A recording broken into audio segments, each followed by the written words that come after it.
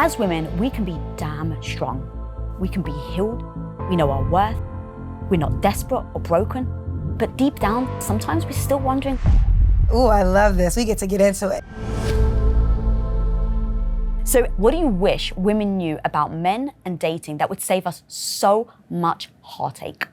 I think there's a disconnect on how women approach relationships and what they think they deserve opposed to the man that they're asking for and what he wants. Whether you agree with it or not, they're actually telling you they want somebody that's going to cooperate with them. They want someone that's going to fall in line. They want submissive. They want fit. They want feminine. They're like, listen, fall in line to my plan. I don't have time to argue with you, and that's that. Do you want this position or not? But that doesn't represent every man, right? Because there are some men who truly want a woman that's a teammate. They value her opinion. They know the importance of having a woman that can speak her mind. So what's happening is when a man that you want tells you what's important to him, you get upset. But you have two decisions. You can either A, keep it moving, because that's not who you are, or B, conform to keep the man.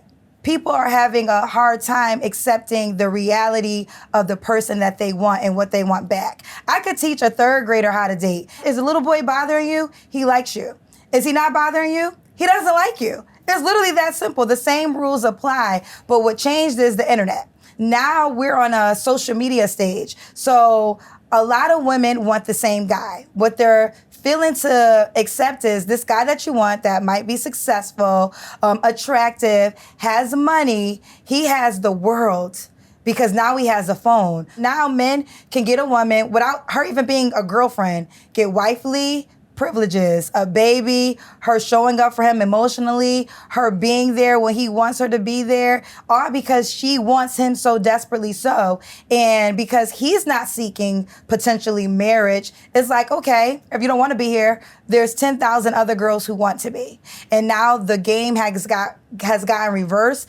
And I really feel like women have lost their control or the power in dating, but you can get it back, but you have to be okay to bet it all. And what I say by that is you only can date healthy to me if you're okay with being single. Because if this doesn't feel good to me, I'm gonna leave because it doesn't feel good to me. Doesn't mean you're gonna walk out the door and find a better man. You may or you may not, but what you know for sure is you have yourself and you feel good with yourself. Now, to me, that's where we have to get back to, knowing your worth without a man. I don't know where the hell we got to this place where your worth is based on a guy's preference. It is not. It's a lie. I don't care if you're 40 pounds overweight. I don't care if you got 3 kids by 3 men. You are worthy, okay? Your worth is not tied to a man's preference. But now, a man might have a preference, and you might not be his preference, but that is okay. On my dating show, men call me and they say, oh, I want a girl who doesn't wear makeup, who don't wear wigs. I'd be like, okay, what else you want? It does not affect, I'm never upset. I'm not offended because guess what? He has the right to his preference. And 9 times out of 10, I don't want him either, right? So we have a match in being unmatched. So I can listen to his preference and not feel insecure because I know who I am. Now, if you are a woman who's insecure, you're going to be offended. I think sometimes what ends up happening is you build your self-worth and you meet somebody that you are attracted to or you have a connection with. Right. And over time, slowly, the thing that they need, you start to negotiate. You start to give in a little. Yes. Before you know it, you blink and a couple of years later, you don't recognize yourself. A couple of years later, you don't have that self-worth anymore.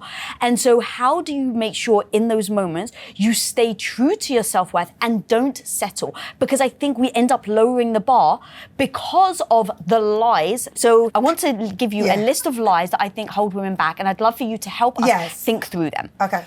So we've been told many times, if you're too independent, then you'll scare him off. Men want to feel needed. So I will say that men do want to feel needed. So if there's no space for him in your life, that could be a challenge. And they will find a girl that will allow them to feel needed. So I believe in independence. But if there's no space for him, what is he going to do? Like a real man wants to feel like I have a role within your life. So like pretend that you can't open the jar. Like, oh baby, can you get that at the top of the shelf? Like just give him that moment, right? Like find a way that he could feel good that he's showing up for you. And I think if there's no space for a guy to do that, he's gonna find the woman that's gonna fulfill that need.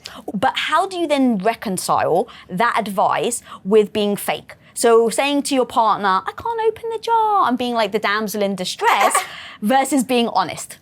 Well, I don't think that's a big lie, right? Now, there's big lies like, oh, I'm pregnant, it's her baby. Okay, that's a big lie. I think if you could open the jar and you're just acting like a damsel in distress, that's okay. Like, we're all sometimes kind of acting, right? For a woman that's been married so many years, there were times when you were married, but you weren't unhappy. Mm-hmm. You know, you didn't leave your marriage and you put on the show until you couldn't.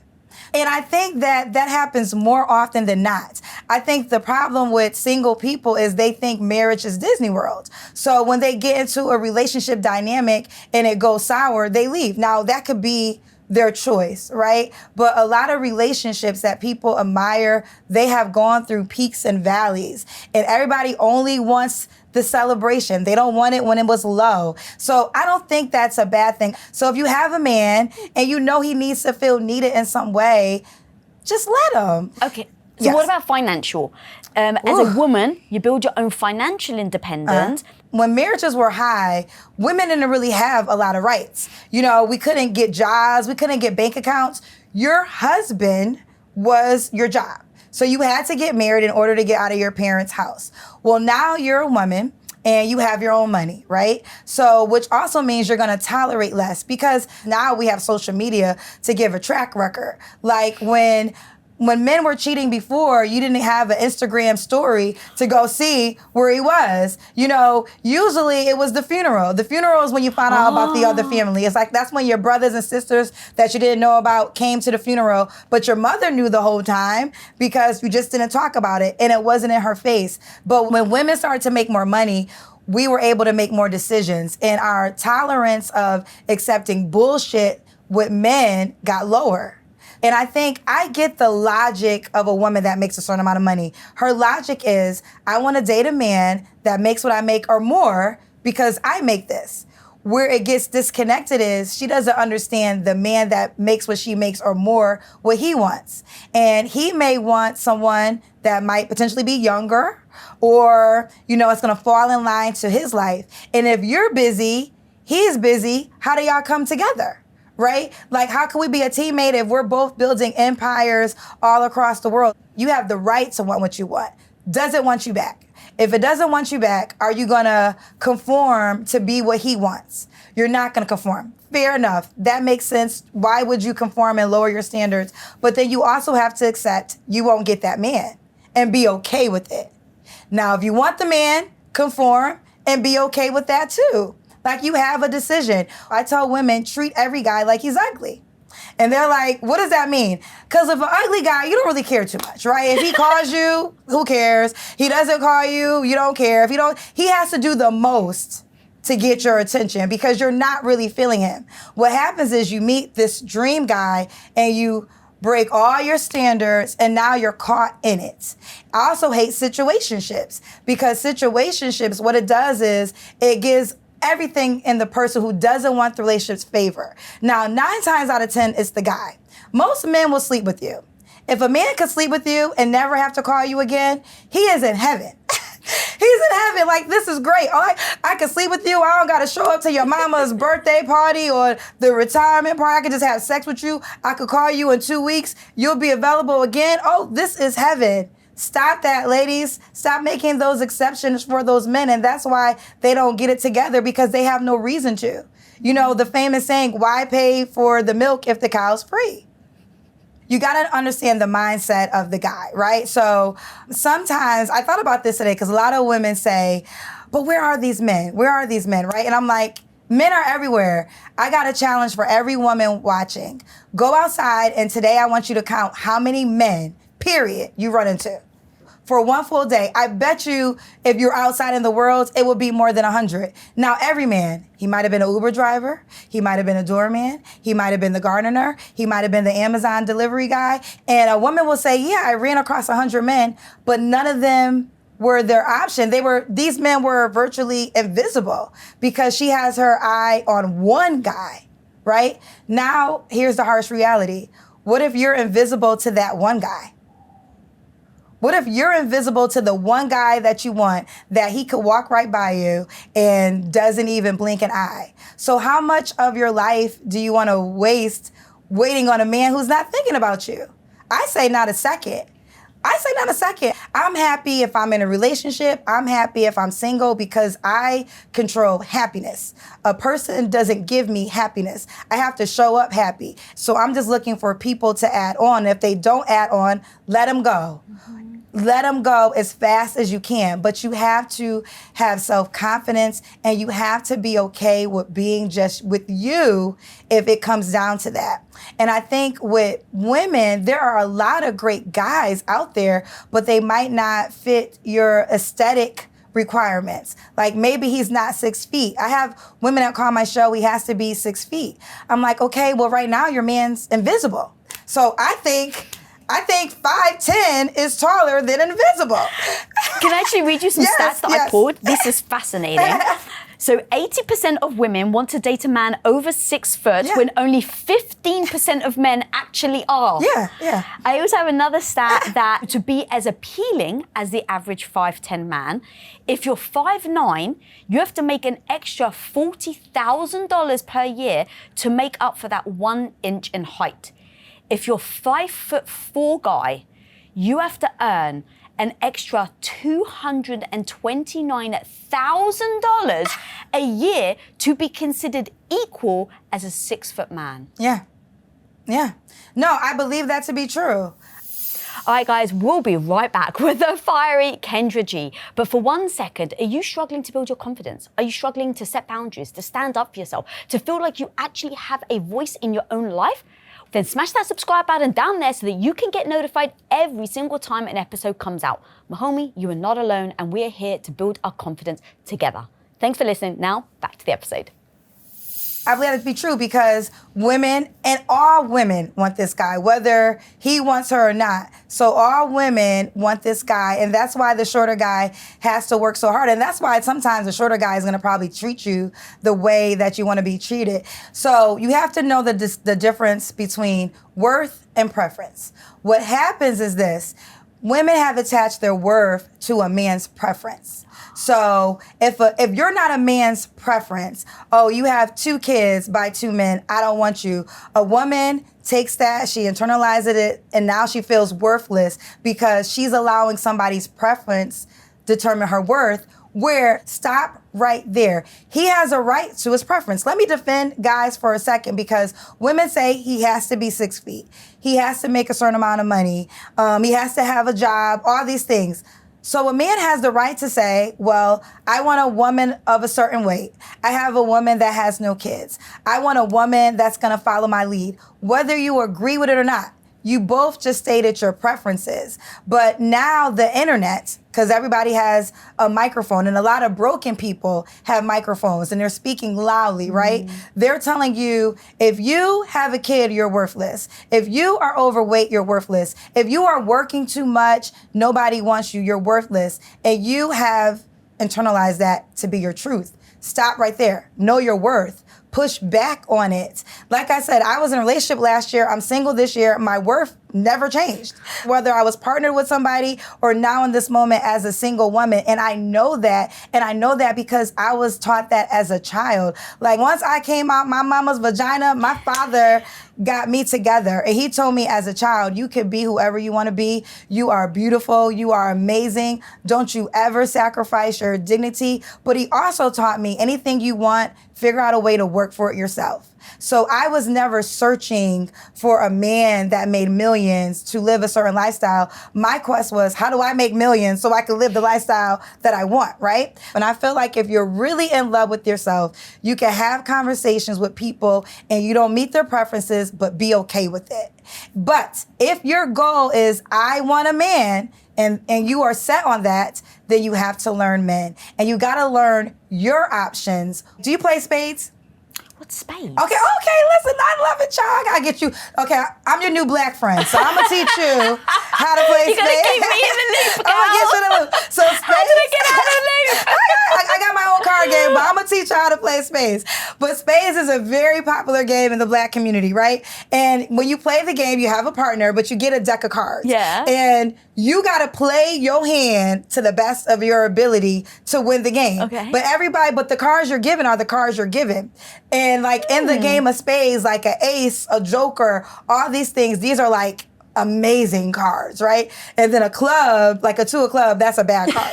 So I'm using this as a reference to say that dating is individual like a game of spades. We can't all date the same. But what happens is because of the internet, we're watching other women's lives and we're saying, I deserve that life. I deserve that lifestyle. I deserve a man that's gonna take me to Spain for my birthday.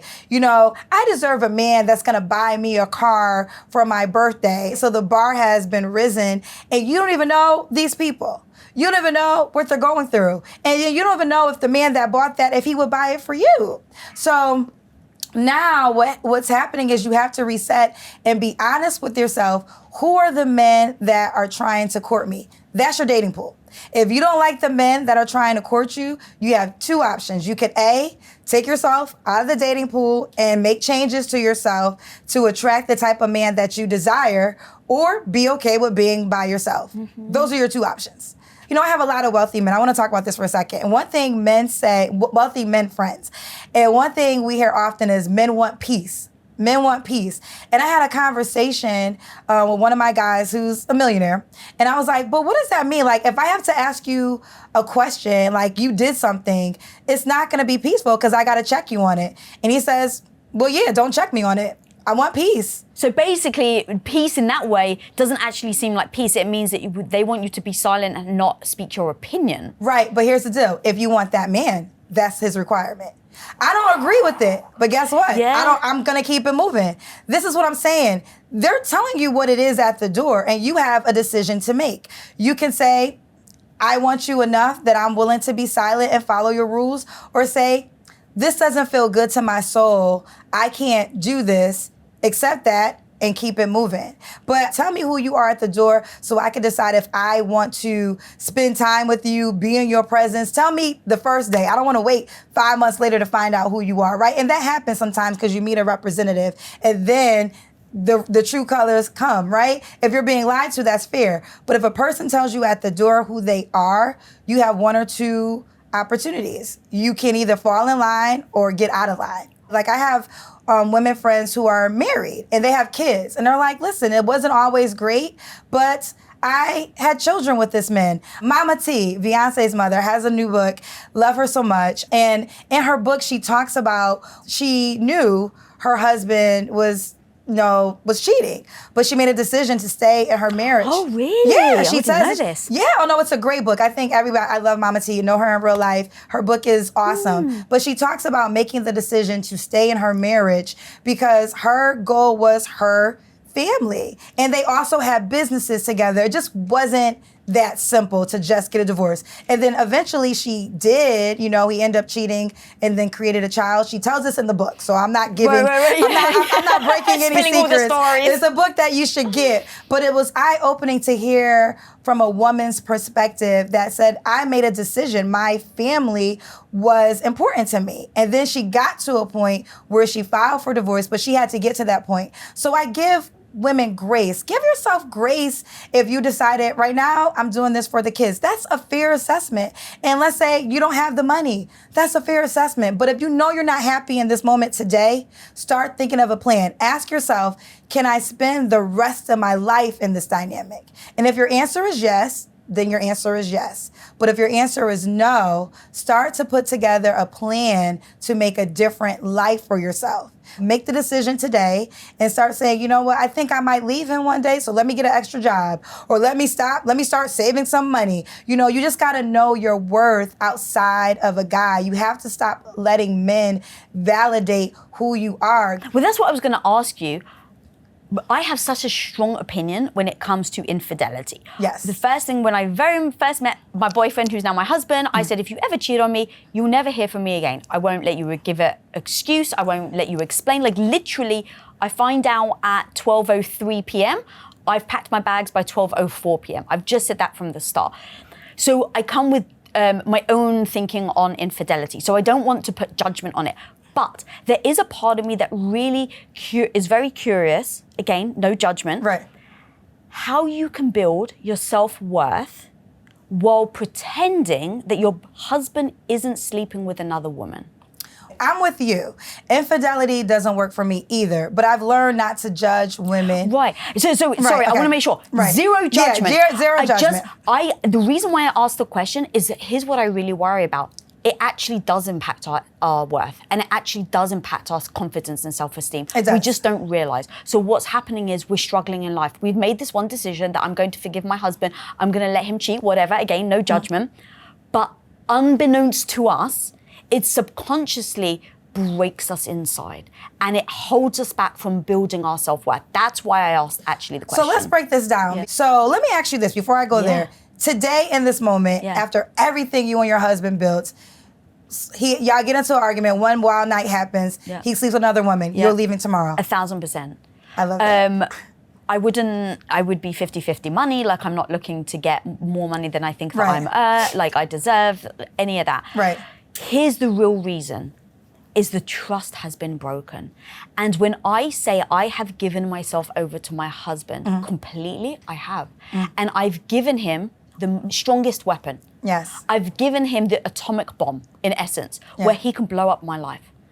But for me, I chose to do it because I want that type of relationship with him. Right. Now, what ends up happening, or what has ended up happening, is I trust him implicitly. So if he was to go on a show, on a podcast, and there was a green room, and there was a woman, he happened to walk in, and there's a woman naked, and they're like, I'm never gonna tell Lisa.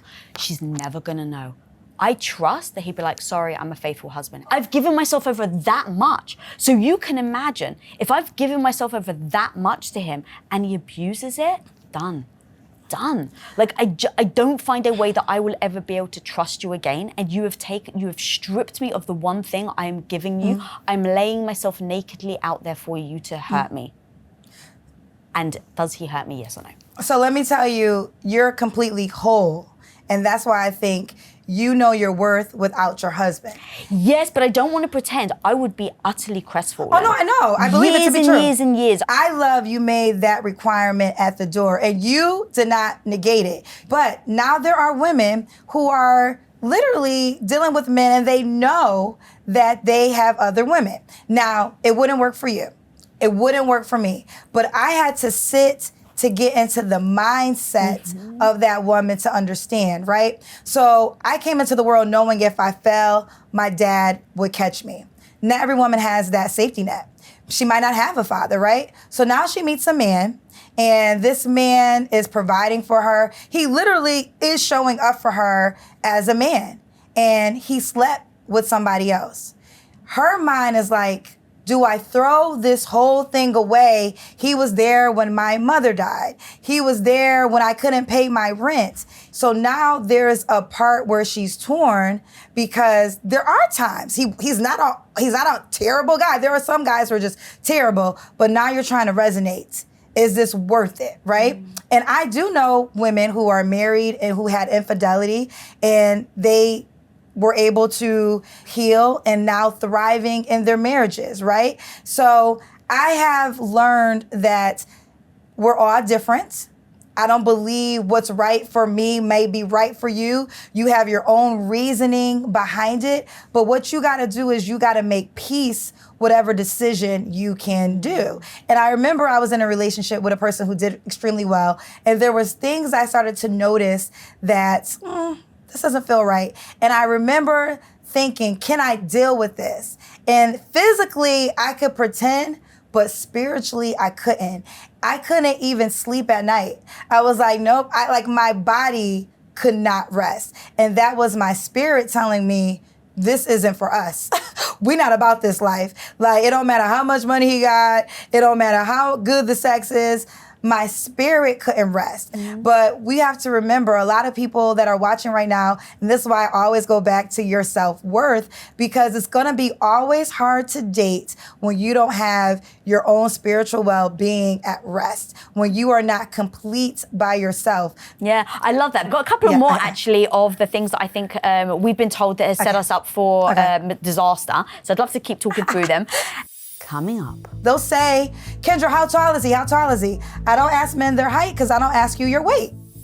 All right, guys, we'll be right back with our convo with Kendra. But first, can we talk about what's really wrecking our confidence? It may not be the outfit, it may not be the lighting, it's the exhaustion. It's waking up after a full night's sleep and still feeling like an utter zombie. Your mind is foggy, your energy is completely shot, and you're suddenly second guessing everything from the way you show up to the way that you communicate with your friends and your partner, everything in your life. And let's be honest, you end up snapping at people that you love, you end up canceling plans, you start playing small because you just don't have the capacity. And deep down you're wondering, is this my life? But that's not just you being tired. There's actually a sign that your body's not getting what it needs to recover. And that's where magnesium breakthrough from Bioptimizers comes in. It's not just one form of magnesium, it's actually 7. All working together to help you sleep deeper, feel calmer, and finally wake up feeling like the badass that you want to be. So if you find yourself just dragging yourself through the day to make it through and pretending that you're just fine, you don't have to. So go to bioptimizers.com/impact and use code IMPACT for 10% off. Go and reclaim your confidence. Now, let's get back to the show. So, how much have you heard this? A woman isn't complete until she's chosen. Well, let me remix that. That could be true, but you choose yourself. They say sometimes they're like, Kendra, you're such a pick-me because you agree with men. I'm like, yeah, I am a pick-me. I literally picked me. I chose myself. Yeah. And because I picked Kendra, I lived the life of my dreams. I love Michelle Obama, and not to brag, but I had a lunch with her many years ago when she was the first lady. It was like 17 women, and she dropped so many gems. But one of the things she said that I never forgot is she said, no one's coming to save you, so you better save yourself. And I never forgot that. If you decide to pick yourself, to save yourself, to treat yourself the way you want to be treated, everyone else is going to fall in line or they're going to fall off, and you're going to be okay because now you have raised your standards. I am complete, and I'm going to wake up every single day with a smile on my face because guess what? If you woke up today, you better be smiling because somebody didn't wake up today. I think we take life for granted. And how many moments of your life do you want to waste being sad because you're not somebody's wife? How many moments of your life do you want to waste being sad because a man didn't, quote unquote, pick you? Girlfriend, pick up your face. Remember where you come from. Don't you ever forget it. Do not allow somebody to decide who you are. You decide for yourself. Remember who you belong to. God damn, mic drop. Okay, this is so good. Okay, we've got the next one. I mean, that was so good, girl. Oh, this one. Love means never giving up on someone. How much has that lie really held us back from actually living in our truth? Love means it's going to make you feel good. It's going to uplift you. It's not love if it's ruining your life. It's not love if it's taking you down. What it really is a lack of love. You're suffering from a lack of love, and you are deciding to stay with this person because you think it's love. It's not love, it's fear. You are too afraid to remove yourself because you're like, at least stay with the devil that I know. So I think what people are calling love is not love at all, it's fear. Damn, I didn't expect that answer, but so on point. Oh, this one we get a lot. You're just too picky.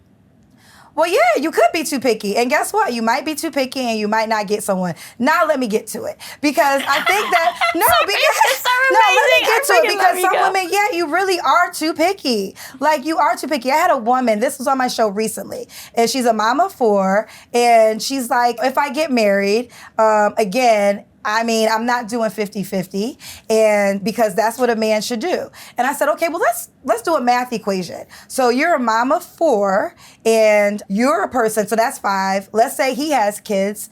He has 2, hypothetical. So now he has 2 kids. So you're saying this man has to make enough income to take care of 8 human beings. Girlfriend, that's some bullshit. Okay? Like, that's some bullshit. Like, because what are you even talking about? Guess what? You could have got that deal. You should have got that deal before you had the guy's baby. Let me tell you something. Men will marry women before children. The number one reason why men are looking for wives on my show is because of legacy. The men who are trying to build families, they take it serious. They don't want nobody else raising their kids. They take pride in a woman having their last name. And I think women hate when I say this. I don't think you can't date as a single mom. Absolutely you can.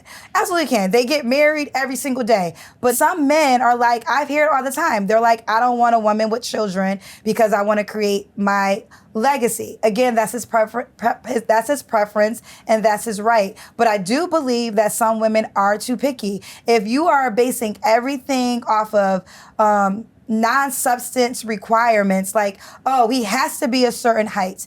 He has to make a certain amount of money. He has to be a certain complexion. He has to dress a certain way. And then we get to the character, it's all backwards. So no, some women are too picky. And yes, that is a reason why you are single. Now, if you can be okay with being with no one with your preference, that's your right. You know what I'm saying? Like, that is your right. Like, that is your right if you're like, this is my standard. Either somebody meets it or not. And if they don't meet it, my life is full. I'm very happy. I'm okay.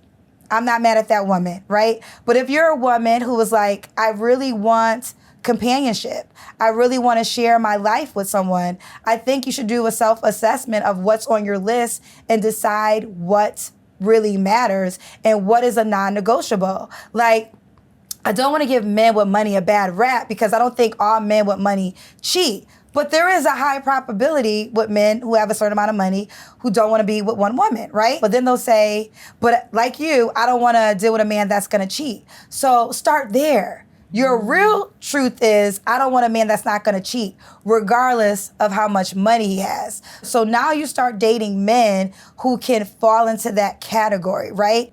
Do you find that men are picky as well, like us women? Absolutely. Men are extremely picky. And I will say this too, because a lot of men, let me get into them now too. Let's go. There's not one man on this planet that can get any woman that he wants. Men feel that way though. But listen, you are happily married. If, I don't know, Jeff Bezos, what's that guy name? Bezos, yeah. The one that owned Amazon. Yeah. He got a lot of money. Yeah, he's got a lot. Your husband knows if you run into him, you're not going. Yeah, no, I'm not going. You're not going, right? You're not going. So therefore, even Jeff cannot have any woman on this planet because he couldn't even have you. But see, men are walking around, I can have any woman. No, you can't. All right, so what's the equivalent then, as you've just laid out beautifully and funnily, about how women are always like, it's the 6 foot and it's the money, right? Right. What's the equivalent for men where they're always looking for two things of women that just seems crazy? Okay, ooh, I love this. We get to get into it. So most men want young. They, like, it is what it is. If a man has a certain stature, he's looking for a younger woman because, you know, they want to be the first. So if she's a virgin, that's even better. So young, youthful, very attractive, submissive, right? So I get a lot of men who are in their 40s and they want women in their 20s.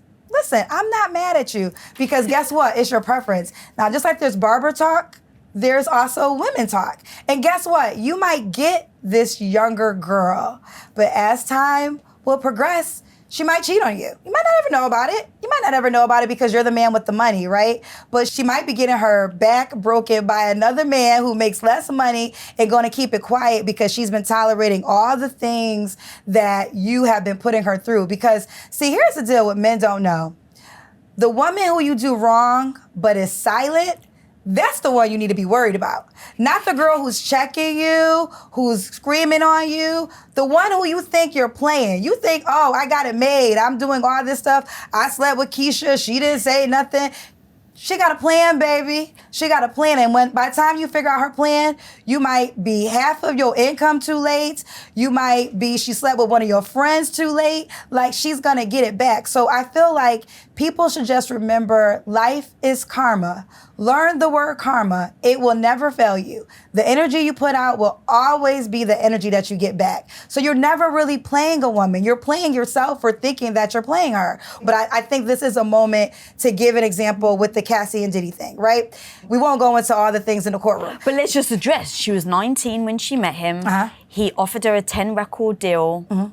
So just for context. So I don't care what anybody says. She was young. He was able to control her mind. And it seemed like he was able to have his way until right now he is fighting for freedom. And she walked away with $20 million all because he thought he had mind control of a girl who didn't know any better. It will always catch up to you. I think so many men make penis decisions, and your penis decision is going to get your ass in trouble. And I think at some point in time, you think that you're the big macho guy because you have all the money.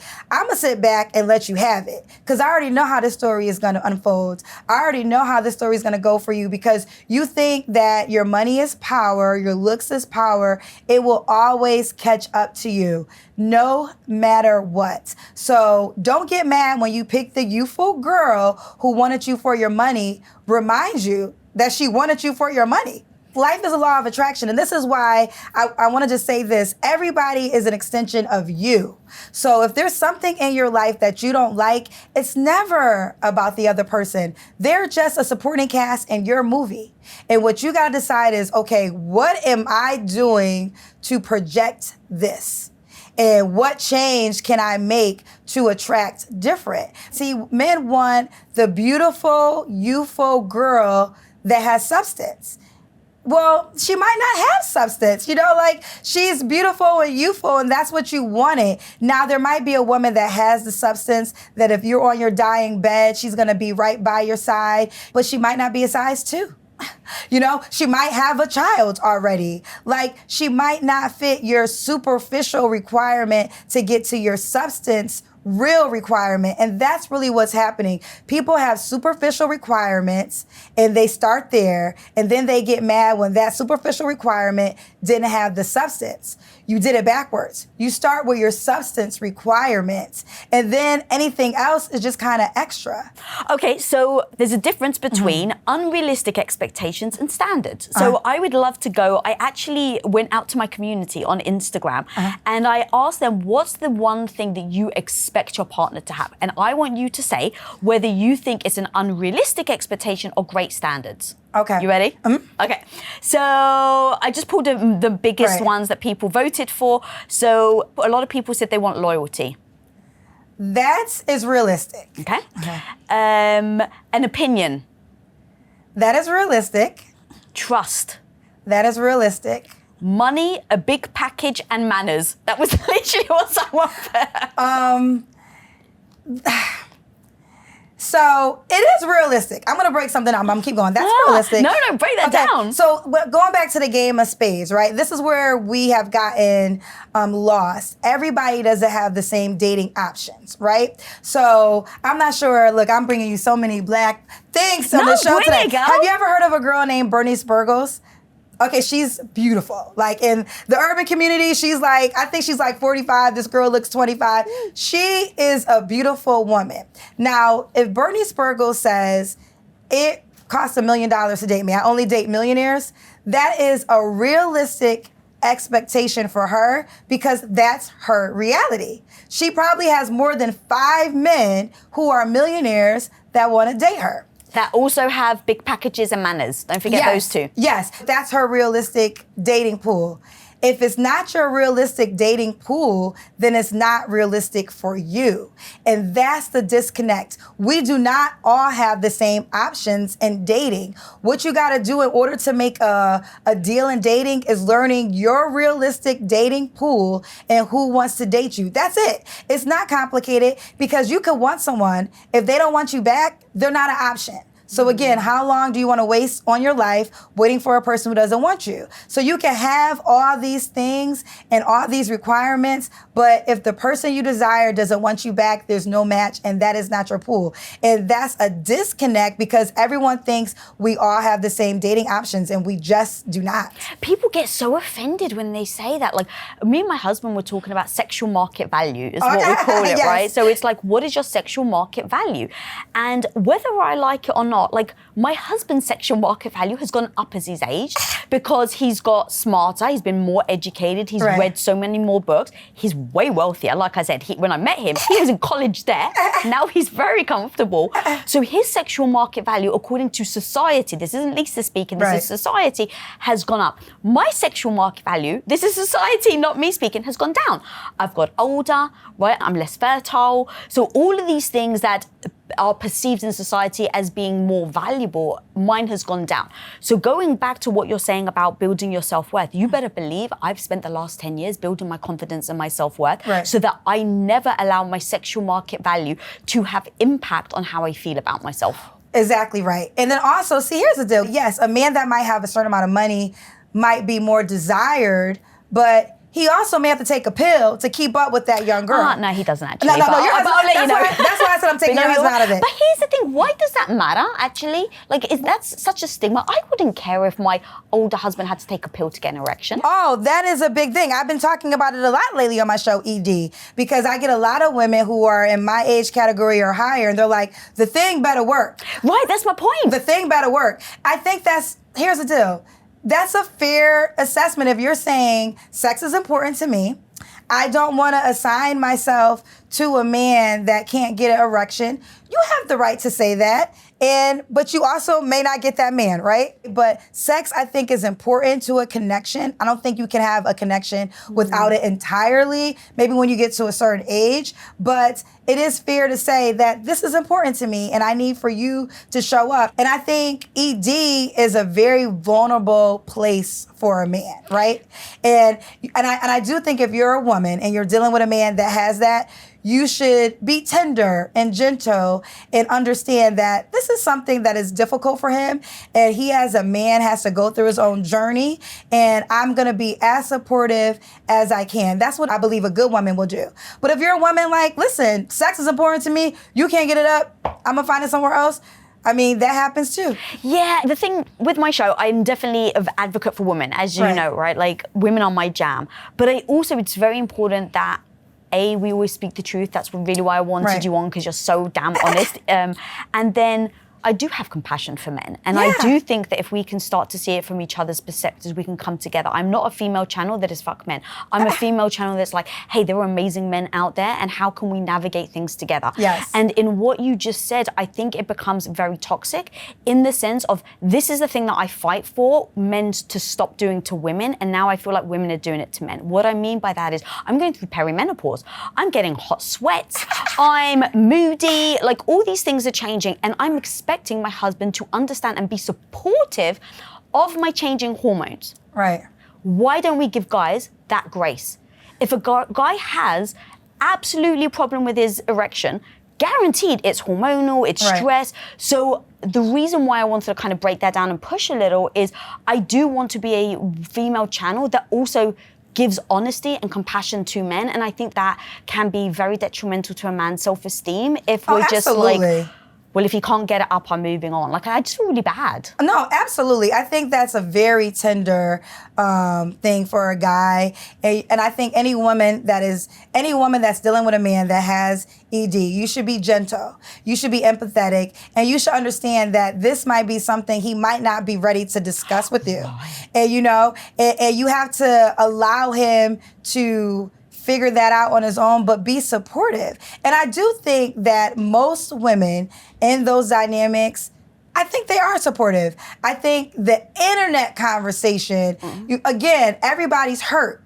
So it's like, you're saying I'm past the age of I can't have a baby. Well, you can't get it up. That's what it is. It's like, it's the combat. Like, you're judging me because now I'm a woman who you feel as though can't have a kid. Well, I'm going to judge you because you can't even get an erection anymore. So it's like that tick for tat. Now, going back to a sexual market value, yeah, there are men that have their preference when it comes to sex. And again, you might not be his preference, but remember what I told you, your preference doesn't determine your worth. So if he has decided that he wants to have sex with somebody else and you're not the one, remove yourself. Do not feel less than. Accept the truth. Don't waste your time, because now you're going to just set yourself to get hurt even further and further and further instead of accepting the truth. He doesn't want you in that way. But him not wanting you doesn't take away of who you are, because you know who you are. You are a woman of worth with or without him. Keep hammering that home, girl, because that's so important. It's the key. Yes, it is literally the key, because again, the reason women are so feeling lack, because they have decided someone's preference is their worth. They can't detach the two. When you heal yourself, when you are like, you can desire what you desire. That doesn't work for me. I wish you well on your journey and go about your business. Now that is the woman that everybody wants. Everybody wants that woman who is secure in herself, with bad by herself or not. A woman wants to be around that woman. A man wants to be around that woman, because she is strong and she is confident and she's gonna allow you to be you. It's not fair when a person tells you who they are and you spend all your time and energy to try to conform them to be somebody else. And guess what? It's not fair to yourself, because all you're doing is wasting your time and wasting your days when a person already told you on day one who they are, what they want, what they desire. Oh, that's good, because that literally was going to be the next one I was going to read when I asked my community what's the things. And a lot of people put honesty. Women don't want honesty. That's a lie. Nobody wants, they do not want honesty. That literally was my thing. Do we really want it? Women cannot handle the truth. Women cannot handle the truth. And I think this is the challenge, right? Like, I've been hosting my dating show for 5 years, and I could give it to a guy straight. Like, I had a guy that came on my show recently, and he has 3 kids. And I was like, okay, how old are your kids? And he's like, 1, 2, and 3. And I said, okay, but how many women? And he said 3. And he said, that's bad? I said, yes, that's bad, because you have 3 kids by 3 different women that are 1, 2, and 3, and none of them you decided that you can partner with in life. That means you're looking for another woman to build life with. Yes, that is bad. He was like, well, you know, I got friends and they got 6 kids. And I said, I'm not comparing you to your ratchet ass friends. Okay? You actually said that as well. I said that. I'm not comparing you to your ratchet ass friends right now. And any woman of worth, see, what men don't realize, women of worth don't just attach themselves to a man because of money or all these things. She's gonna think about, like, wait a minute, you got 3 baby mamas and you didn't marry any of those women? The likelihood of you wanting to marry me is not likely. Unless you're so wealthy, like Elon Musk, who has got like 10 children. Yeah, he has like 14 kids or something like that, right? Crazy. So, but back with this guy, so I was able to dig deep and not hold anything back and say something to him. Let's have a woman come on, right? And one of the most sensitive topics on my show really is not even children, it's weight. It's weight. You cannot tell a woman that she's overweight. Like, when I tell you that they attack me, I mean, I have these conversations with guys, right? And it just is what it is. Like, again, your worth is not attached to your weight. I'm not saying your worth is that, but his preference is he wants someone thinner. Now, here's some of the reasons why. They're like, okay, I need you to be thin because as life goes, you might gain weight. So I'd rather you start off small and then get bigger later. Or he might want kids. And it's like, okay, I know you're gonna get bigger after children. That guy could be a good guy, but you might just be too big for him because you're just bigger than him. You weigh more, right? So just in a suggestion of, you know what? If you lose weight, you can open up your opportunities in a dating pool. Child, they want to kill me. I be getting death threats. Girl, what you talking about? There are thin people who ain't got relationships, which is true. There are thin women who are not in relationships. This is true, but I'm telling you, men have said it time and time again. Weight matters to a lot of men. So yes, it doesn't matter to some, but if you want more options to be what you want to be, picked and choose by the guy, losing weight can help you. It will not be a disadvantage. And then also I challenge this, forget the guy, for your own health. As I'm getting older, you know, I'm learning that the way I take care of my body, as long as I want to stay on this planet, that matters. I used to drink alcohol. I don't drink alcohol anymore because my hangovers now last a week. I know, it's our age, girl. When you're 40s, child, I used to be able to drink in my 20s and by the next day be on and popping, be at work. Like I had a time last night, child. No. In your 40s, baby girl, when you drink alcohol, I would be gone. I'd be like down for like 3 days. I run a company. I don't have the luxury to be down for 3 days. So I gave up alcohol. Like I don't drink. If I do, it's very sporadic on a special occasion. That's because my body matters to me and I want to be on this planet as long as possible. It dents a lot of women's self-esteem and they put value to their weight. And so in you saying, well, if you lost weight, all they hear is you're not valuable.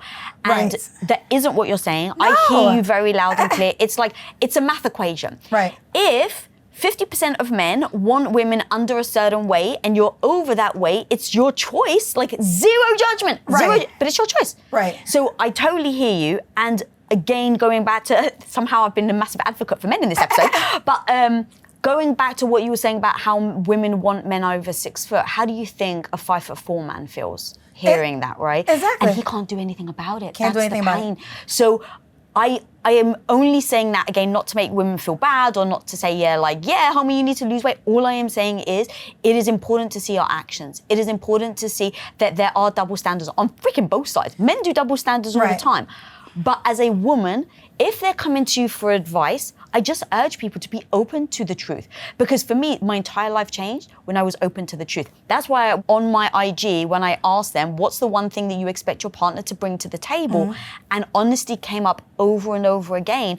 I wanted to talk through it with you in a no bullshit way, because I worry that we say we want honesty, but the truth is as soon as someone is honest with us, we shut down and then we aren't able to hear the truth that can actually help us. I want to add to that because I'm also a woman's advocate. I'm a truth advocate, right? Like I feel like I try to be as neutral as possible, but I'm a woman. So before I hosted my show, all I knew was the woman's perspective. And then when I started hosting my show and had more conversations with the men, I understood their perspective. So there's like, when women come on my show, like me, this ain't my hair, girl, I bought it, but you know. You even came in saying like, you like my wig. I was gonna bring a different wig because I wasn't sure which one was gonna look better with the dress. You know, I got my hair, makeup done. You know, I didn't wake up like this, but you know, it is what it is, right? So when men come on my show, women are like, Kendra, tell him to take off his hat. Tell him to move his hat. And I always say, y'all must be new viewers. I never tell men to remove their hats because I don't tell the women to remove their wigs. Oh, because the hat is maybe hiding their baldness? Listen, men, this is what I will defend. Men don't have all the wonderful things that women can do to increase their opportunities in a dating pool. Yes. All men really can do is get their money up. Like, it's not acceptable for a man to get a toupee a lot of times. It's not acceptable for a guy to get a fake beard. Now, women, we could wear makeup, we could buy hair, they're buying breasts and all these things women can do to make them more attractive in the dating pool, right? You're dressing yourself up. But then you want this man to be bare down to the bones. They'll say, Kendra, how tall is he? I don't ask men their height because I don't ask you your weight. That's the disconnect. I think to women's defense, they don't realize how unfair that they're being for when they're asking for something and the requirement on the flip hand. Men just say it, women show it in their actions because I want a dating app and I know the data. Like if a guy is more attractive, more women are gonna pursue that guy because of his attractiveness. Now, in a conversation, you might lose him because he might say something and it turns you off, but the initial response is because of the attractiveness. So women have no problem. They will stand 10 toes down and talk about their preference all day long. You gotta make a certain amount of money. If you have a kid, I don't want you, whatever the case may be. And they get so offended when men have the same. And I say, that's bullshit. He has the right to his preferences, just like you have the right to your preferences. It's just fair. I've seen your videos. They're so good. They're so good because you don't know what's coming at you. No, I never literally know. switch on and you're like, yeah, it's clean your lens. You're like, you're so amazing. I freaking love it. You're like, put some more light. But you have a sequence of questions that you always ask people. Yes. So break those questions down if you don't mind. And why are they important? Okay, they're very important. So I start with the basic. What's your name? Where you're from? How many kids do you have? And then by how many women or men? The reason that's important, what people don't know, it shows a decision-making skill early on, right? You didn't get the lesson after the first guy. You didn't get the lesson after this is how the men look at it. You didn't get it after the second guy. Okay, now we're on guy 3. So it does matter to know how many people you have children by. It does matter to know if you were married, because there are men who want to be husbands. They call my show. They exist, but they are looking for certain things. Not all, but most, I will say, they want a woman who doesn't already have a child, right? So it's important because these questions, it gives us an insight of who you are and the type of decisions that you make. Does it matter who the kids live with? It does. But here's how it can matter. So here's the deal. It's unfortunate, but most people look down on women if the kids don't live with them. They're like, what happened for you to not have custody of your children? You know, it's a judgment. It's like, okay, the kids live with the father. Why?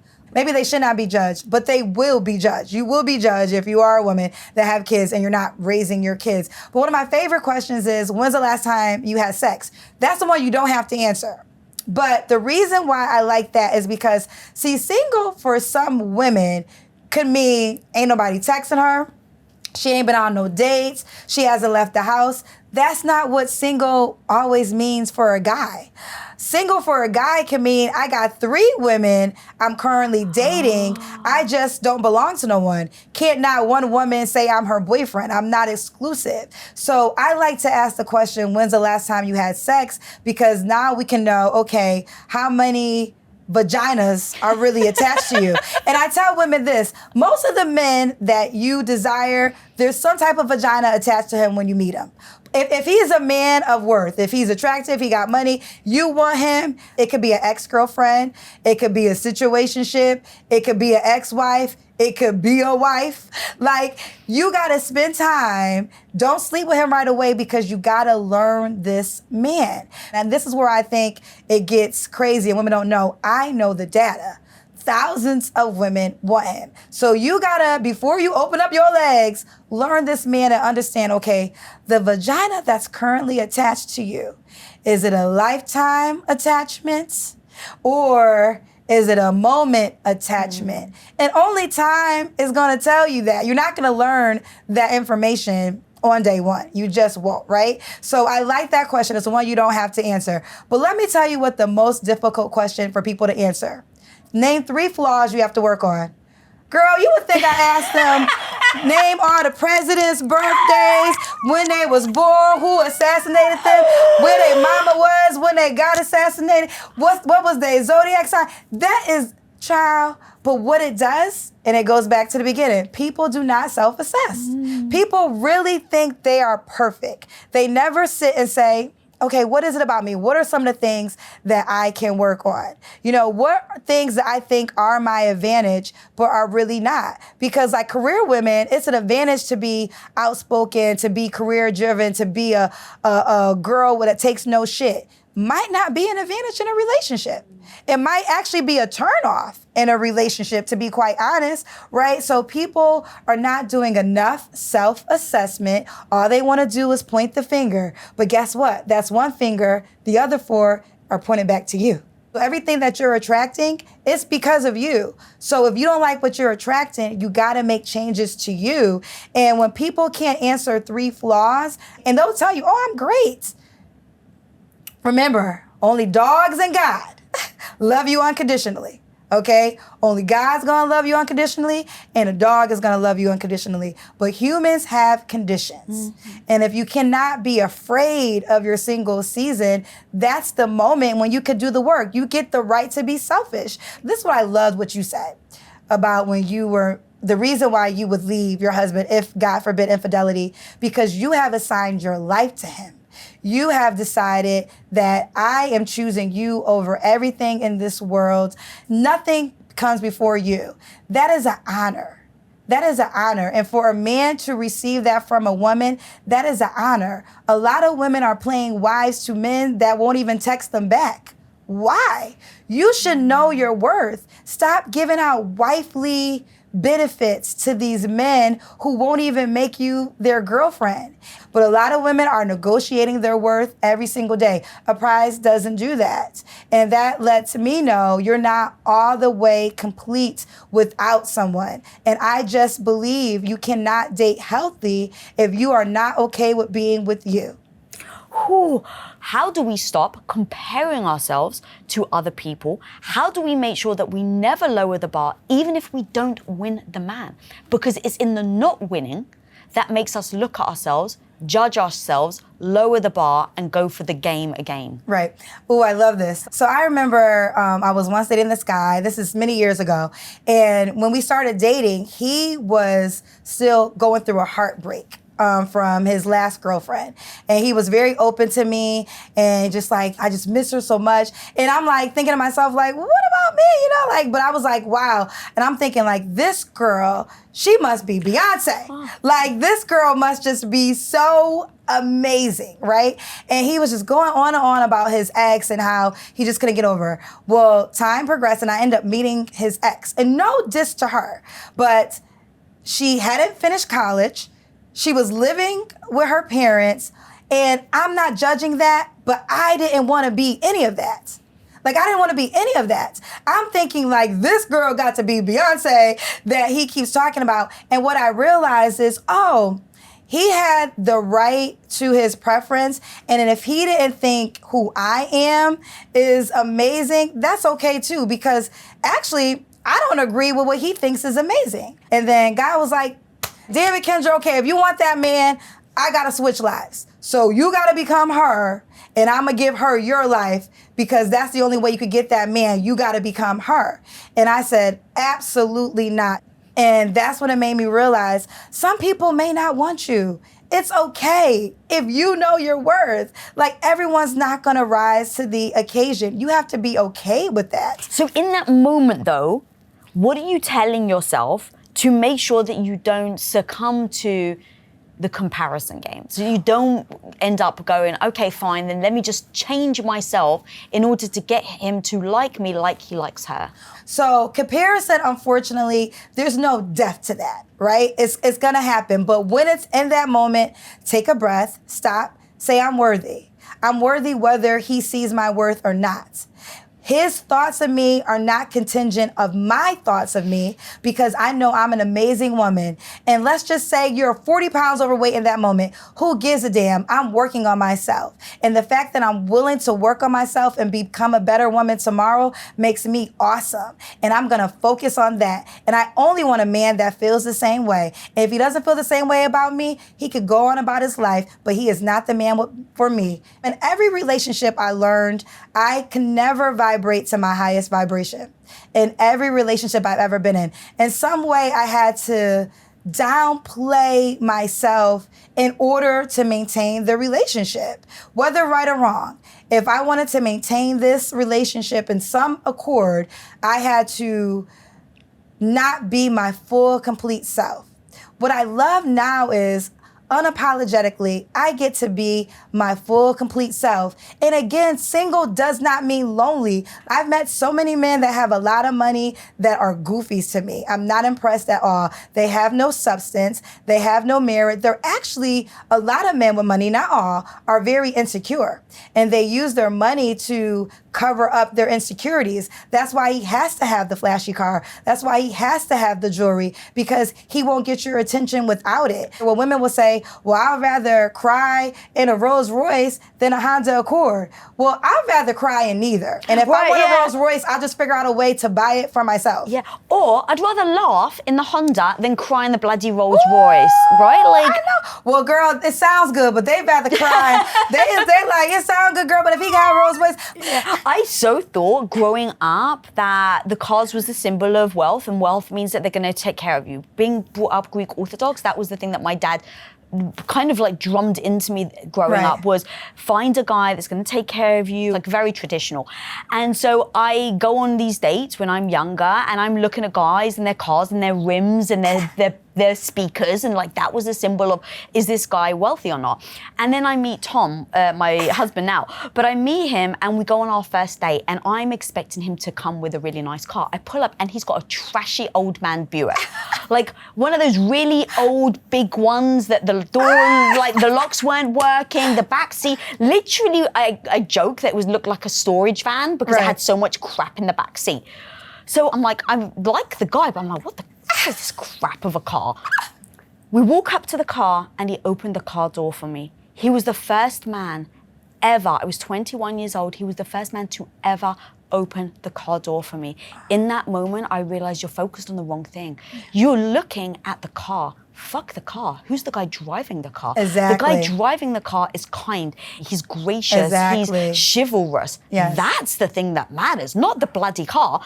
So that was like the very first point for me that pivoted, looking at objects and, you know, their wealth to then looking at the person. Right. And that changed my entire life. I want to ask something, because when you said the car will represent, he'll take care of you. Yeah. And listen, that's the financial part. Correct. Right? What about the spiritual part? Yeah. What about the well-being to your soul part? What about he takes care of you enough to not hurt you part? You know, there are women in relationships, even marriages, that contract an STD. How?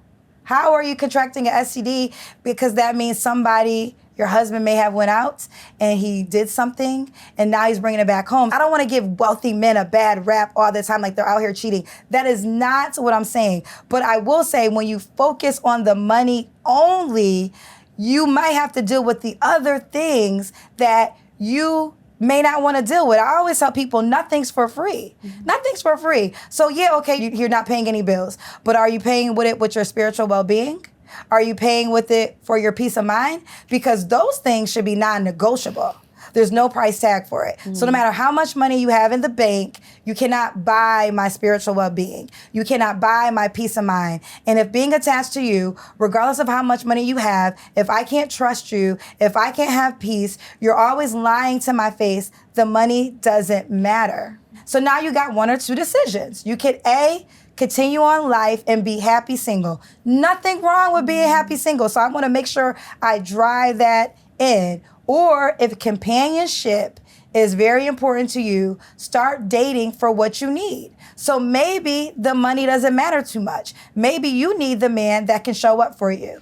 Now the question has to become, does a man who makes that amount of money want to invest in you? And that's the part where women are like, their worth is being attached. Because let's just say the man that makes that kind of money doesn't choose you. I can honestly say, I don't think there's a man that makes the kind of money that I make that would have chose me to live this lifestyle. I break every barrier. I'm a black girl. I'm a dark-skinned black girl. That's why I love my father so much, because before the world could manipulate me of my worth, because they want black women to not feel worthy, and I'm a dark-skinned black woman to not feel worthy, they're always trying to bombard you. But my daddy got me out the womb. I already knew who I was before anybody could get to me. So when the world tried to manipulate me, I was like, that's not true, because my father, who loves me, already told me I could be this and that, right? So in that moment, I wasn't mad. And that's when I learned, like, oh, no one has to see your vision but you. Like, if you see your vision and God sees your vision, game on. I have always been the underdog, but I love it because the story is so much better. Actually, being the underdog has been my secret power, because no one ever sees me coming. They think so little of me that I'm able to just keep growing and growing and growing, and they have no idea what my plan is because they've already counted me out from the jump, right? So I challenge that and say, sometimes you may be your biggest supporter, and sometimes you might be the person that is going to be able to afford yourself the life that you want to live, because you're not waiting for a man to decide if you're worthy of it or not. Mm-hmm. You are worthy of it. And if you want it, go get it. Do not waste your time. It's like, listen, let's say you're in an ocean. What you gonna do, drown? Or you're gonna learn how to swim. I'm gonna learn how to swim, baby. So girlfriends, start swimming and understand God gave you everything you need. Like, literally, what makes me sad about this conversation is people are looking for worth when you were given it at birth. You know, I was once at a comedy show, and this comedian, it was so funny. He was like, I was so high, I was on the phone looking for my phone. And I was like, yo, man, I don't know what I did with my phone. I gotta call you back. I gotta call you back. And then he hangs up the phone, and it was such a funny joke. But that's what you're doing with your worth. You're like, oh, I'm looking for my worth, and God's laughing at you. Because he's like, you looking for your worth, it's in your hand. It's in your hand. You don't have to find your worth. Yeah, someone might have a preference. You might not be their preference. It's okay, girlfriend. It does not take away from your worth. Your worth was given to you. Okay, you gotta reset. You gotta remember that. And that's why dating has become so hard and so challenging, because when you hear a person's preference and it's not you, now you feel like you're worthless. Instead of just saying, I'm just not their preference, and keep it going. Everybody is not for everybody, and that's okay. Everybody wasn't supposed to be for everybody. But stop wasting your time allowing society, the internet, a man that might be in your face trying to make you feel less than. You know, I've dated men, and it's the craziest things. One time a guy told me that I was dating, he said, you got the confidence of a light-skinned girl. What? He actually said that? He said it to me. He said it to me. I laughed. I literally laughed because he thought, how dare I think so highly of myself as the woman that I am. Yes, but see, I don't get mad when people say that because it doesn't hurt me. All it does is reveal who you are. And you are a person that can't see past all the wonderful things about me because my skin is dark. God, there's so much here, and look, you've said it very strongly and very succinctly, but you have definitely built your confidence from your dad, like you said. Yes. So that when you face somebody that can be disrespectful and say that horrible thing to your face, that you can use it as ammo. You can use that as fuel to be like, just watch me, I'll show you. Right, but I want to say this. I'm not a robot, I'm human. So I wish I could say that when that person said that, that was our last conversation. It wasn't. I remember one time I dated a guy, and he said to me, how did you get a man like me? You should be lucky you got a man like me. You better hope you never lose a man like me. You're a black girl too? I think it's because you're a good person and your mother has been praying for you. Yes, literally. But I will say this, though. It's because women have conditioned them to feel that way at times because they tolerate the disrespect. Disrespect only grows. It never gets better. We always get these flags about these men, right? You know, a lot of women are like, what about, I don't know if I could trust him. You don't know if you could trust him. That's why you got to trust yourself. It's not about trusting him. It's about trusting you. That's all that matters. He is going to lie to you. Trust yourself. Trust yourself. He's not going to show up. He's going to tell you what you want to hear. Trust yourself to make the right decision for you, because that's all that matters. But I feel like there's so many red flags that women choose to ignore. And if you choose to ignore it, then you have to deal with the consequences. Because listen, it might be small, but you said, okay, yeah, I don't really know what he does for a living, but I'm going to keep going. Okay, he ain't call me back in 2 weeks, but I'm going to keep going. And then, oh, he has another girl pregnant. You ain't know that. You ain't talked to him in 3 months, and then he showed up. Like, what do you think happened? But you saw the red flags, and you chose to ignore them for whatever reason. You got to be self-accountable. Forgive yourself, give yourself grace, and say, okay, I was once there. I'll never be there again. And I think that that's a big point to make, actually, because the reason why I think a lot of us would give grace to toxic behavior like that is because we have somewhat broken ourselves down over time. It ends up being the dripping effect, right? But I did drip. So I'm not, that's why I said I'm not a robot. Those things were hurtful. And in those moments, I wish I could go back and be badass Kendra and say, who the hell are you talking to? Like, you better know who I am. But no, because at that moment, the man that in my presence was my world. And I want to make sure I get that across, because I am standing here as a badass, confident woman, but I had to fight. Right, and so that's the pivotal moment. Like, I'm obsessed with this idea of sliding doors. It's a movie. So it's Gwyneth Paltrow. She's running for the train. Yeah. In one scene, she makes the train goes off. In the next, they kind of flash back to it. She doesn't make the doors. And so it's these two paths that her life goes very differently, just one by making the door and the other one by not making the door. I think of that as decisions. When we are faced with moments of decision making, sometimes that decision can be so instrumental and pivotal in our lives. In that moment, while it has that drip effect, it didn't erode your self-esteem to the point where now you're accepting toxic behavior and you're not the Kendra that's sitting on this couch being freaking badass and confident. You're a woman now at home watching this episode trying to find her confidence. So what is in that moment where there's the path, you felt the drip, so you're like everybody else, but you didn't succumb to it. You didn't let it erode your confidence. What exactly was that? I didn't like the feeling of feeling less worthy. I didn't like the fact that I was insecure. I didn't like that feeling. So what is making me feel this way? This person's making me feel this way. I gotta detach from this person. And then I gotta go through the work. You know, it's a healing process. When you break up with somebody, give yourself time, because that's a real thing. Like, I remember I was dealing with a person and everybody was like, you need to leave this man alone. You need to leave this man alone. And then I leave the man alone and now I'm in an empty house, right? I'm by myself.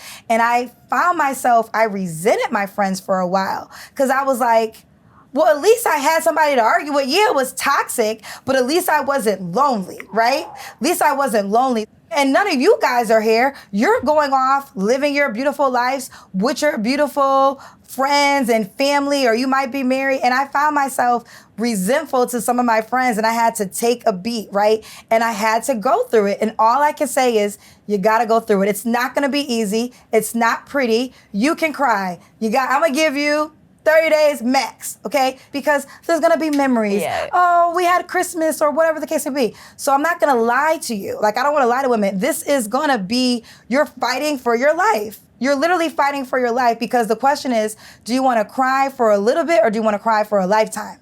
Because yeah, you could detach and go through the detachment and the detox, and it's hard and you're crying and you're missing him, but you get stronger day by day, and then you start realizing like, oh, I wasn't crazy, he was crazy. So that is real. You gotta go through that. And it was sorrowful and I was sad and I was mad, but then you pick yourself up and then you start filling your life up again with all the amazing things you have. But you gotta decide, are you willing to bet on yourself? Because I'm not gonna lie to you and say you leave that toxic guy and then Prince Charming shows up. That is not my promise. I am not gonna tell you that. What I will tell you is you will show up, you will become a better person, and therefore you will attract better, and you will be a woman that will know her worth again and will decide that she will never put herself on discount, ever. You know, Chanel got a policy, either you can buy it or you can't. And if you can't, we're not mad. We're not mad at you, honey. Either you can buy it or you cannot. We don't go on sale. It is what it is. That's a purse. You are a human being. You are worth more than a Chanel bag. Yes, you are. I don't care your complexion, your height, your weight, you bought, you on unemployment, you got 7 kids. I don't care. You're worth more than a purse, period. So if Chanel won't discount herself, why do you? Kendra freaking G. You've got an app, you've got a game. Yes. I love that you're a freaking female, a black woman in tech. You go, girl. Yes, Kendra G Singles. Download the dating app, Kendra G Singles, iPhones and Android phones. Also, we have the card game. Yeah, we do. And again, the tag is, who says being single can't be fun? So this is going to be out this summer. You have an example. Do you want to read one of them? Okay, we'll give one example. So I will show this. We were going to play the game. Yeah, we're going to play the game, but I know, girl, we was talking so much, y'all. So it has shot glasses. So if you don't want to answer questions, you'll be able to take a shot. I kind of wanted to do the shots with you. I'm going to be honest, but I'm a lightweight. I would have a sip and I would be giggling the whole time. Yes. So if anyone actually wants to see Women of Impact, guys, if you're watching this, throw in the comments if you want me to have like a shot game, because I've never done it before. I've never been drunk on camera, but I was like, sure. Right. So, okay, so in the card game, there's 3 categories, and there's tell me the truth, risky business, and turn me on. Now, tell me the truth is like, you know, the question that you asked. Risky business can be a little risky. Okay. And then there's turn me on. I'm going to give you a turn me on question. Let's do it. Okay, what's the wildest thing you've ever done during sex? Oh, the wildest thing Oh, during I wanna know sex. this answer. Ooh. And if we had alcohol, she could take a shot if she didn't want to answer it. What's the wildest thing? Are you going to tell us? I'm trying to think. I mean, like, I've had sex in kinky places. I can tell you a kinky place that we did it where we almost got caught and we were just drunk enough. Okay, see, we could tell you've been with your husband for a long time because you don't know out here in these sex streets, they be doing some wild things now. They be going from the ceiling, child. You got to learn tricks, child. They be doing some wild. Thank God I'm 45 and married. Jesus, sounds exhausting. Child, they be honest. They freaky out on these streets now, child. Girl. Let me tell you though, I definitely got a freaky side to me. So it's just, that's why I know she ain't give it. I had to navigate. My brain went to like 10 different thoughts. Yeah, and we were like, which one's she would have to take a shot. She would have to take a shot. Okay, here's the one question. Okay, we're getting hot in here. It's getting hot. This is a tell me a truth question. Okay. Could you date someone who only believes in 50-50 household responsibilities? Meaning you would have to pay half of the bills. Oh, yeah. I've even thought about if, God forbid, something happened to my husband and I was to date again, obviously apart from the fact that I'm on camera, I would pretend that I would not show any of my wealth. I would try to make sure. Girl, we know you rich. But that's what I'm saying. Unfortunately, you do. But what I'm saying is I would never look for a guy with money, actually. It's more about the drive and the heart and the ambition than it is how much money they actually make. So when it comes to bills, I'm very okay with even paying 100%. Like, I don't care about that. Right. Money's never been the thing for me. I mean, when I first married my husband and we were trying to make movies and we were living in this tiny 1-bedroom apartment, we were miserable because he was chasing money. And so we had $1.5 million, we were a tiny apartment, $1.5 million of equity in a company. And I told him I didn't care. I wanted him to walk away because all I cared about was happiness. So when it even comes to bills, I'm just like, that isn't what I care about. What I care about is deep respect. You know, God forbid, you're happily married, but let's say times happen and, you move on. Would you ever get married again? I wouldn't be close to it, but I can't imagine that I would. I have a love for my husband more than I could ever comprehend a human could love a person. And I would give up my business. Like that wouldn't be a tough choice. Like, which is why I go back to what I said earlier. It's like, if he ever cheated on me, my entire life would be crestfallen. I understand that. I'm very aware of that. But I believe in my ability to be able to build myself back again. Right. And so that's why I don't think about necessarily, would I get married? I just couldn't imagine my life with any other man but him. So because I've completely given myself over. You have a marriage that I respect. And I love even more, I love the marriages of the people that met each other when they were young because they came up together, right? You guys literally built everything together. Those are my favorite marriages. I just can't say that it's required for this time in my life. Like, being a wife or not being a wife does not define me. And I don't think less of myself because I'm not a married woman. And we gotta say this because I forgot about this, because there is shame to unmarried women. Like, people try to make women feel less than because, back to the whole thing, no one didn't pick you, he didn't chose you, you're a woman of non-worth. I'm like, it's not always that simple. There's so many different dynamics, and there's also a lot of men who truly don't want to be husbands, right? They will tell you, I don't want to get married. So how can you shame a woman for not being married when there's a large group of men who are outwardly speaking, I don't want to get married? So I think that we have to stop shaming people because of their relationship status, because your relationship status will never determine your worth. Yeah. Go. So good. Okay, so we've got the game. Where can people follow you on YouTube and on social? Oh yeah, follow me on Instagram, Kendra G Media. YouTube, everything is Kendra G Media. Everything is Kendra G Media. But the biggest thing I want you to do, I've been talking about being single, but I know you still want someone, child. So download the dating app, Kendra G Singles. The website is also Kendra G Singles is the website. So all thing, child, just Google me, child. It's gonna come up. Guys. I honestly go to all lengths to try and figure out the people to bring on. And today, the reason why I brought Kendra G on is I knew she'd be controversial. I know she said things that maybe upset you. But the thing that changed my whole life was the moment I took full ownership of how I show up in the world, ownership of my boundaries, ownership over what I'm willing to take and accept and what I'm not. And while she may have said things that you didn't want to hear, that's what she's talking about.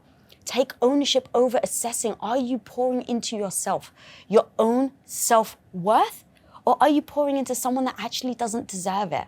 My homie, I hope by the end of this, right now, you pour into yourself. Whether you're single, whether you're married, whether you're divorced, pour into yourself and your self-worth, and that will become your North Star. Thank you so much for joining. Smash that subscribe button down there. If you're not following me, follow me at Lisa Bilyeu. And until next time, be the hero of your own life. Peace. If you want to level up your self-worth and redefine love on your freaking terms, then you need to watch my interview right here with the powerful Dr. Cheyenne Bryant. Cheating is all about self. It means I want what I want at the expense of your pain, dismantling